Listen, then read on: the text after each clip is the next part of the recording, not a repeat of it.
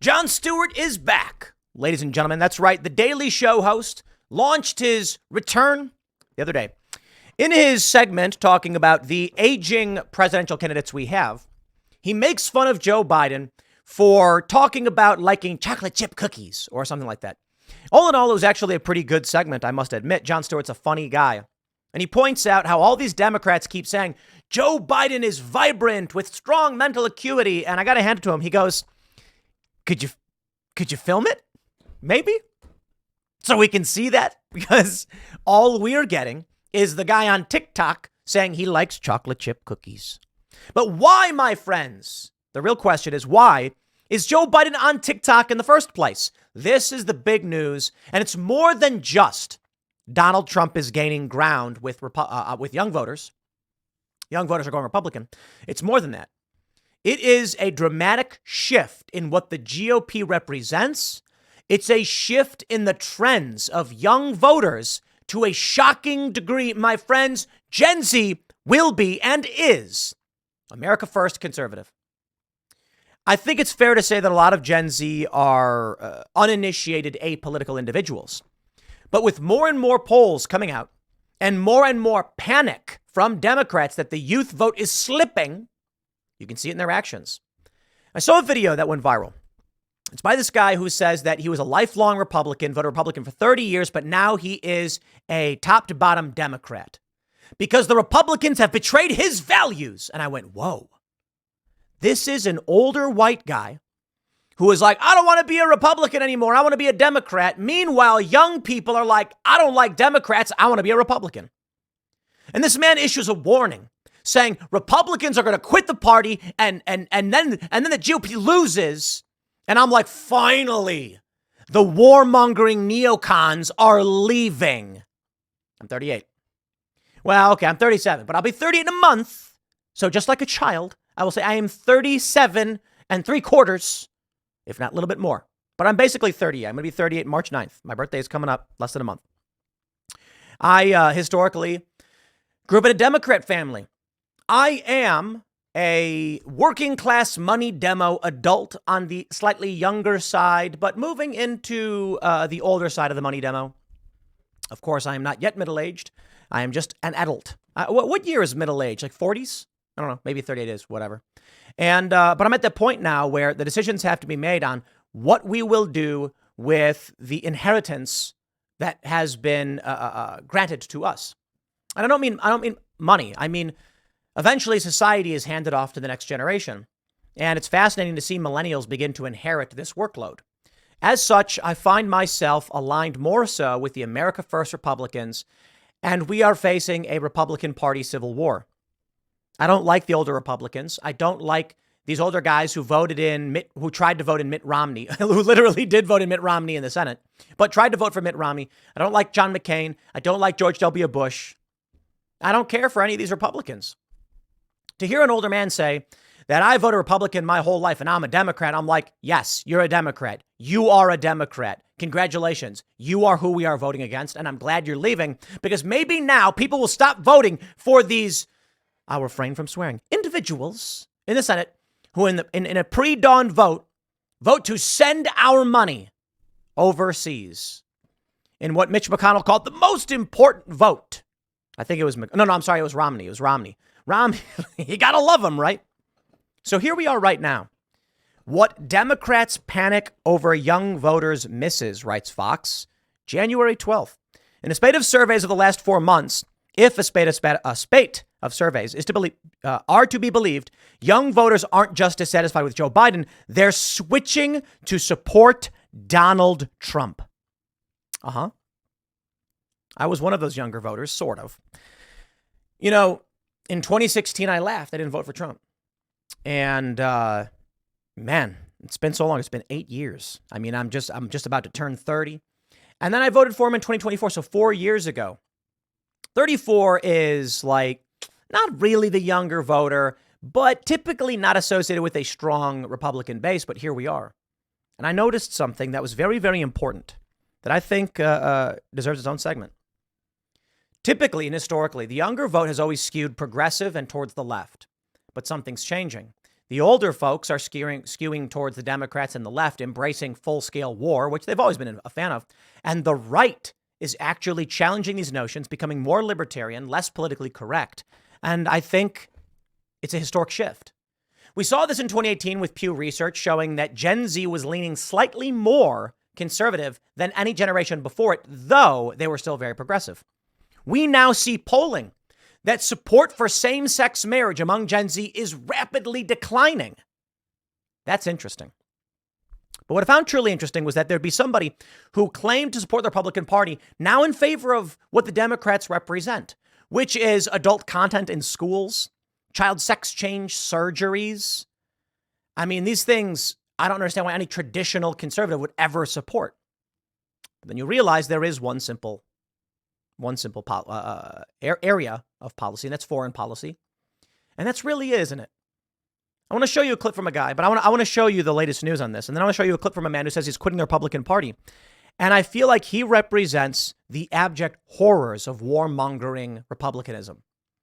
And I shouldn't say republicanism, but of the Republican Party of yesteryear. And I will say to you, good sir, with due respect, good riddance. I'm not going to vote for a party that wants to send our money overseas.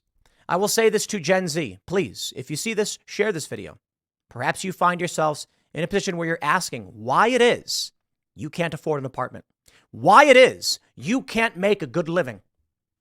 Well, there are a lot of answers to these questions. It's a complicated issue, but I can tell you this. The Senate, with every Democrat, voted to send $60 billion to Ukraine, $95 billion. Hey, a portion of that's going to Israel and Taiwan. Ask yourself why it is the United States can send billions to war in Ukraine. Do you know where Ukraine is? Do you really care? You know what I say? If I were running, I would promise Gen Z I will take $1 billion and we will apply it not to giving away for free. We will apply it to the solving of the problem for Gen Z so that Gen Z can effectively enter the workforce. I am in favor of student debt forgiveness. I am. Student loan forgiveness is a better way to put it. And I'm not saying that we just forgive all student debt. I'm saying we suspend all interest on the debt. You got to pay back what you borrowed. It can never increase. Never increase. I don't care about inflation either. Before I was like, maybe inflation, but no. And we put an end to that system. And we fight to make sure that Gen Z has an opportunity to buy homes, to have families. Because right now we ask ourselves, why aren't younger people having families? It's impossible to get a place to live. Meanwhile, we're dumping money into giving hotel rooms to non-citizens, offering them up the option to vote in some circumstances while sending our money overseas to Ukraine. So why would I support the Democrats? Take a look at this. I love it from NBC News. They don't want to run the headlines. The youth has turned away from the Democrats, but here it is.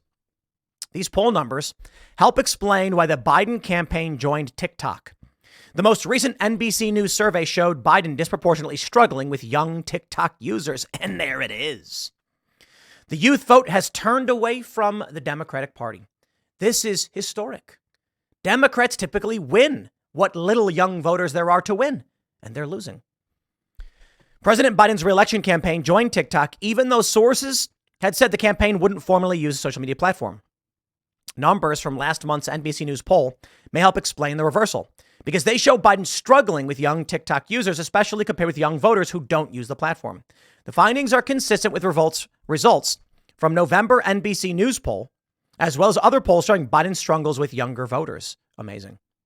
11% of all voters in the most recent NBC poll are ages 18 to 34 and say they use TikTok at least once a day.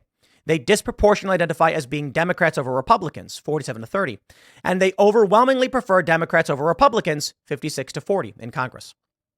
Yet in a hypothetical general election matchup, those Democratic-leaning voters narrowly break for Donald Trump, 44 to 42. Now, hold on. What's the discrepancy? How could it be that younger voters say they don't like the Republican Party, they like the Democrats more, but they're going to vote for Trump? It's the party shift. It's that Donald Trump does not represent what Republicans are. Donald Trump represents something different. And people are going to say, I'll vote for Trump, but I don't like Republicans. And people like me, even, I say, I was Democrat all of my life, moderate leaning. I was far left when I was younger and more moderate leaning. So if you go to a younger person today and they're going to say, what party do you identify with? And I'm like, oh, well, probably Democrat. Who are you voting for? Oh, definitely Trump. Well, hold on. It's because the party of the Democrats today, you may feel like you're a part of, but they've shifted and they vote and they're doing things now. So I think a lot of these young people are looking at it this way. Always been a Democrat. However, because of X, Y, and Z, I'm going to vote for Donald Trump. I don't like Republicans. That's how I describe myself. I've always been a Democrat. I think the Democrats have gone insane. The Republicans suck, but I'm going to vote for Donald Trump. It's the shift. I have this video. Really American tweeted, more and more Republicans are fed up with MAGA, switching to independent and planning to vote straight Democrat in 2024 in order to defeat MAGA.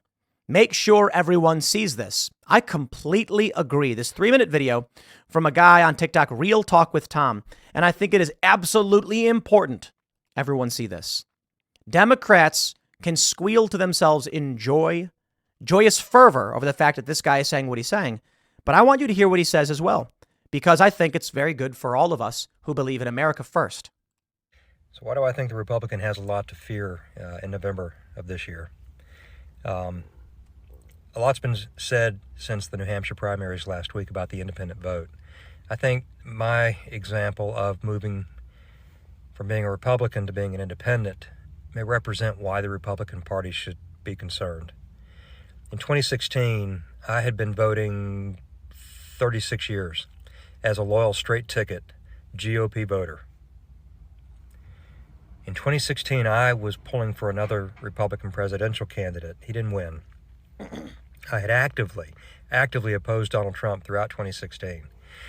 By November, however, I voted straight ticket Republican, including Donald Trump, because I voted for the party, believing that Donald Trump at worst would be a joke, not a threat, a joke, and that the Republican adults in the room would keep it between the ditches. I obviously, clearly, we all know now was wrong. I want to pause here. 30 to 36 years, a loyal Republican voter. That means George W. Bush after the invasion, George W. Bush again. That means John McCain, warmonger. Once again, that means Mitt Romney. At most, I can say he's like what? Unflavored yogurt or vanilla yogurt. I feel kind of bad saying vanilla yogurt because vanilla is actually pretty awesome. Plain, perhaps. But Mitt Romney's voting to fund war in Ukraine right now. So it's clear what this guy represents. I want to have this guy on the culture war. I think it would be a great discussion. But I will say this. To me, he represents the banality of evil. And, in my younger days, I didn't like saying good and evil, but I think that was naive upon looking at it now. It's understanding the nuances and what good and evil are. And nowadays, I really do feel like there is a literal good and evil. There are people on the left who lie to manipulate while accusing everyone else of doing what they do. And I think it's evil. There are people who are running for the Democrat ticket who know exactly what's going on, don't care. I think it's evil. Bowman, for instance, Jamal. Turns out he's some kind of 9/11 truther. He had an old blog and now he denies it. I'm like, great. A person who has these ideas who would betray them for the sake of being a Democrat is just to make money. Yeah, these people are evil. This man right here. I say the banality of evil, and I'll say it to his face. We're going to reach out to him. I want to have him on the culture war and talk about these ideas. Why? A man who for decades supported the corruption of the neocon warmongering establishment. And now he's saying, I won't vote for Donald Trump because he's a threat and all these bad things. And I'm like, I can certainly respect criticism of Donald Trump, but no new wars. You see, that's the lens I see this through. A man who supported every war, the killing of so many civilians overseas, and he didn't care. I didn't care at all. What policies is he defending? What policies of the Republican Party was he voting for? I honestly have no idea. The Republican Party is still pro-life, still low taxes, still pro-corporation. So what were the issues you're now upset about that you'd vote for Democrats? Oh, he brings it up. War. This guy wants war. He wants Americans to murder and bomb and destroy overseas. By 2020, I still had a hard time bringing myself to vote Democratic, so I voted again for Republicans, except for the office of president. Couldn't bring myself to vote for Biden, and so I wrote in my own name as a protest vote. By the 2022 midterms, I'd gotten past that. I realized that Trump was more than a clown, he was a threat. And that it was more than Trump that was a threat, it was the MAGA party. And so by 2022, I had evolved to the point of where I voted straight Democrat. Every Democrat on the ballot I voted because I believed the Republicans had abdicated their responsibility to be leaders. And that the only way we were going to right the ship was to clean house of the people who were terrified, afraid, had no moral courage to confront Donald Trump. Only in cleaning out the Republican Party could the Republican Party hope to survive in the long run. 2024, the Republican Party still can't break away from Donald Trump. I will be voting straight Democrat in 24 this year. Congratulations, sir. And imagine you're in your mid-50s, 30 to 36 years of voting straight ticket Republican, and now you're a Democrat. But I tell you this, I, along with many other younger and Gen Z voters, will, with smiles on our faces, mark the box, pull the lever, tap the screen for Donald Trump. A 77-year-old man who is not my first choice for president, but is the only president in my lifetime to not start a war, to advocate against them, to try and bring peace, to work on the Abraham Accords, to negotiate with Xi Jinping, Vladimir Putin, Kim Jong-un, etc. To set a timeline for the withdrawal of our forces from these foreign countries we should not be in. To make efforts to pull our troops out of Syria, to try and secure our borders, to bring back manufacturing, and to negotiate proper trade agreements. To tell the NATO nations, you have to pay as per these treaties. And so I will, with a smile on my face, vote for this man. And you know what? I say good riddance, sir, because you represent the warmongering elites of the neocon establishment. When you say you are leaving, just like we see so many others, I'll refrain from naming them, but Lincoln Project, there's a good example, rushing to be Democrats, to support the corruption of the Democratic Party. Only then can we clean house. No, you misunderstand. You, sir, are the old. And the younger generation won't support the Democrats because, well, they're mostly pro-Palestine. Donald Trump and many Republicans will be pro-Israel, for sure. And I am no fan of foreign expenditures in any war or conflict. I'm not so naive to be so absolutist and anti-intervention. I think there are certain circumstances where, there's compromise. But I'd say overwhelmingly anti-intervention. And if they can't justify to the American people why the U.S. should spend money in these places, then we shouldn't. And more importantly, I don't think we should spend money anywhere so long as our border is porous and our economy is in dire straits. So let it be, good sir, that you do leave. And we recognize that. For we will replace the old with the new. It's fascinating. I had this idea in my mind, a song I was working on. I was thinking about how I went home several years ago to my neighborhood and everything was so different, yet still the same. Same streets, the tracks, some of the stores were still there, but the old hot dog stand, now it was some kind of beauty salon. That's kind of weird. Blockbuster Video, I don't even know what's there anymore. I think it's actually a boutique now over on Archer and Central. And it made me feel sad, in a sense, but not really, It's like, man, things change. And if there's things you like, you have to fight to keep them, but some things can't stick around. The old Blockbuster Video on Archer and Central, where I grew up, why would it still exist? It has no purpose. Could have turned into an arcade. Blockbuster could have survived by doing something, but they certainly had no idea how to adapt to a changing landscape with the internet. Abject failure on their part. But they're gone, and we're not going to cry about it. 7-Eleven is still there. Car wash, or was it laundromat? Used to be a store called Dominic's. Yeah, it was a supermarket. Now it's a Shop and Save or something. And I was thinking about how you have to fight to keep the things you cherish, but sometimes things will just change. So I can certainly feel for this man who is sad that the Republican Party no longer supports blowing up kids overseas, no longer wants to raid foreign countries for oil and guard poppy fields in Afghanistan. Woe is me. You are done. Your generation is gone. And now a new generation is stepping in. And it's not just young people, it's many older people who are sick of the corruption and never wanted war. A more libertarian mindset, those who followed the words of Ron Paul, perhaps. And you don't like Donald Trump, so you're going to vote for the Democrats. Vote for the Democrats like Barack Obama to blow up kids and American citizens like Abdulrahman al-Awlaki. And I say, good riddance to you. I will not ask for your vote. I will laugh as you walk out of the room. And I will look to Gen Z as they stand outside and say, all I want to know is, why can't I buy a house at 24, 25, 26 years old? My parents, my grandparents had kids by then, had a house in the suburbs and a good paying job. What happened to this country? Why have I not inherited? Why my whole life have I been told these stories? And I'll tell you why.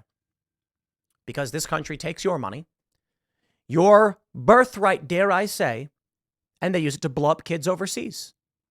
It could have been that the manufacturing base in this country was maintained and strengthened, that our border was secured, and that the world that was left to you, Gen Z and millennials, as you enter the workforce and begin to inherit industry, was a world where you could have a house, where you could be 23, 24 years old and have a family and feel good about what you were doing with your life.